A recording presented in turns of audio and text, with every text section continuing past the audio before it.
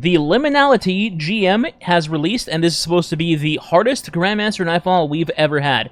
Except, it's not. Just my 2 cents before we get into the guide, I don't think it is the hardest GM we've ever had, but I'll get more to that later. We're here for the guide to get the W and get the seal done for Conqueror, and then you're good.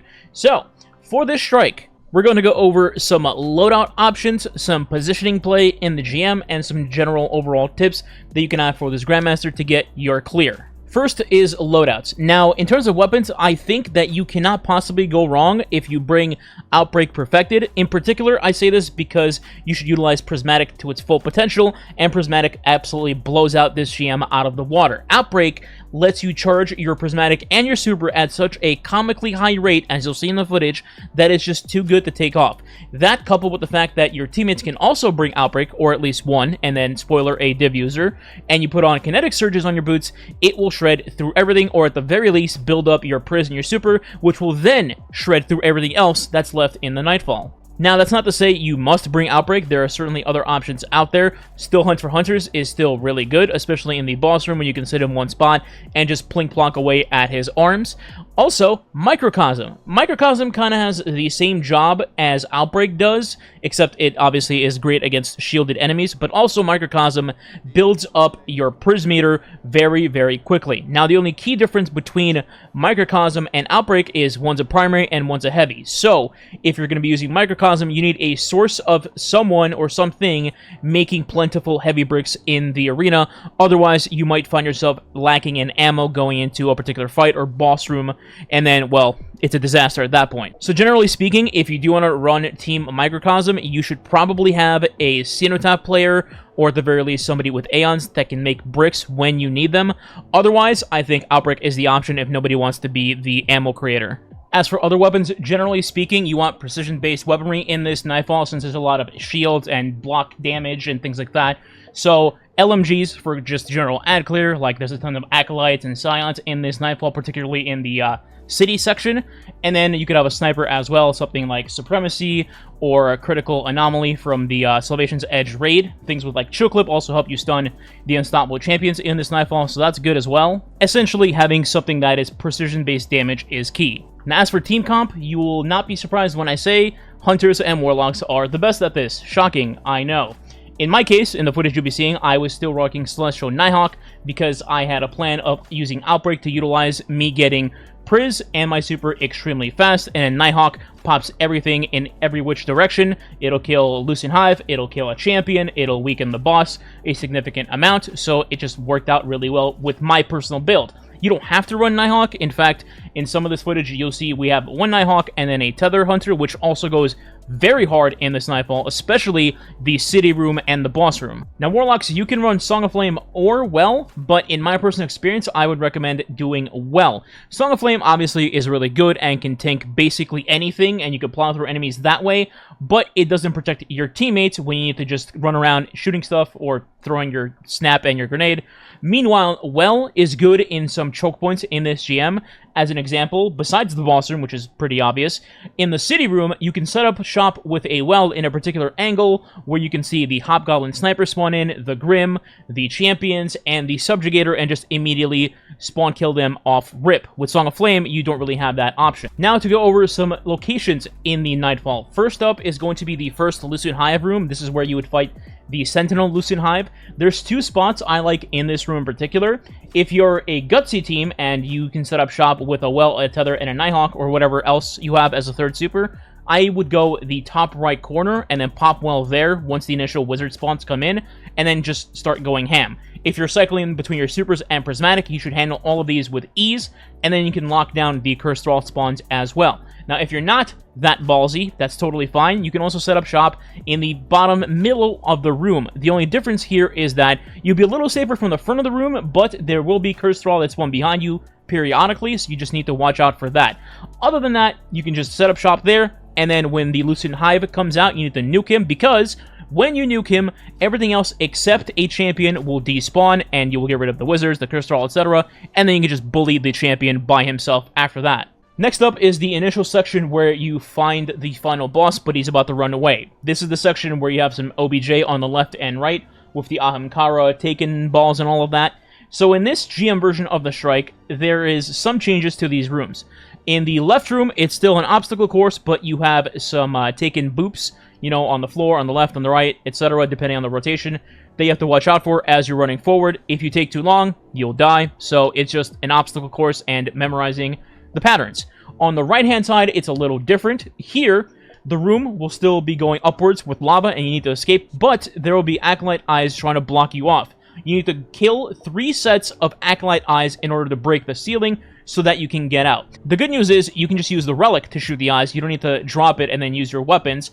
Or additionally, if you're not comfortable with that, then you can bring a buddy there with you. The buddy can shoot the Acolyte Eyes while you're climbing up and traversing with the relic, and then you get out, go dunk in the middle, and you're good to go.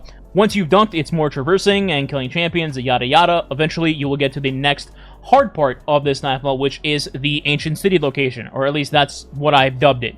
In this room, you're going to get 2 main big waves of spawns. The initial wave is mostly just Thrall, maybe like 2 Hobbs, and then a billion Void Acolytes that seem to just camp in the beginning portion of the room. The main plan in this room should be never stay on the ground, as lava rises up in this room eventually, and that could just instantly kill you and put your ghost in Uganda. And then, of course, all the ads are on the ground, and you can easily get destroyed while being down there. Instead, just pick a rooftop in this room to just set up your base of operations with your well, and then go to town with well, tether, etc.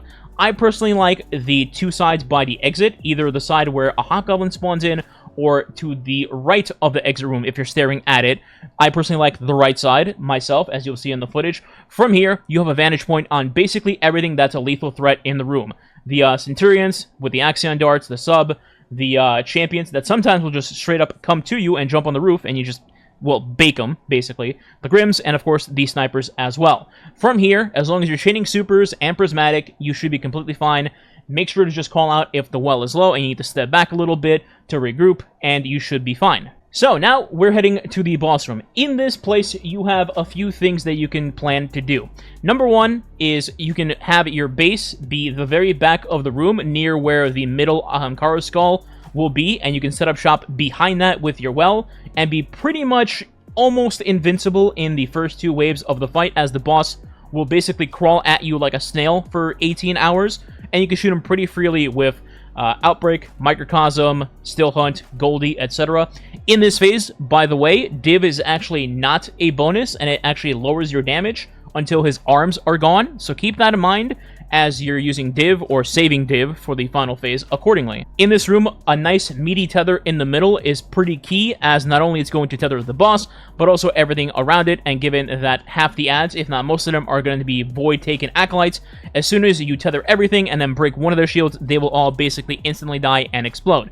There will be more spawns along the way, with some Solar Taken Knights and some more Thrall and Acolytes, but for the most part, the tether will clear most of them, and then you can utilize the well for the rest of those until you move on to the boss. Once you've gone through the ads and lowered the boss's first third of his health bar, he will go immune, and then the next phase will begin. Here, you will again have an objective section where there will be 2 rooms, and the main core of the objective will still be the same. The left will be an obstacle course, and then the right will have a Taken Eye Gauntlet. Now, the only difference here is that in the right side, it'll be a different layout. It'll be like you're inside of Riven's throat instead of just going upwards on a bunch of geometry, and there will be more Acolyte Eyes to shoot. I believe the total for this is going to be 12 to 15 eyes overall. It's still 3 waves, it's just more Acolyte Eyes to shoot, but in this one, it's actually much easier because once you pick up the relic, you can kind of put yourself against the exit portal, and then the lava will never hit you as long as you're, killing the Acolyte Eyes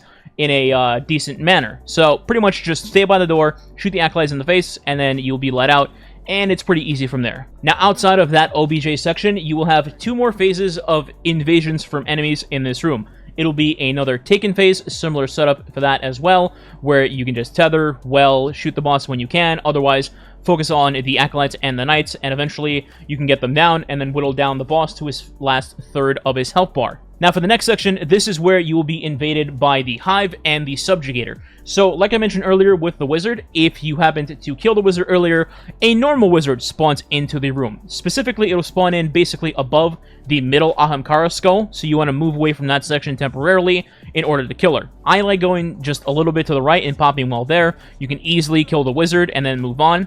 If you happen to kill the Wizard earlier, there will be no ghost. Otherwise, you need to kill the Wizard and crush the ghost in order for it to go away permanently.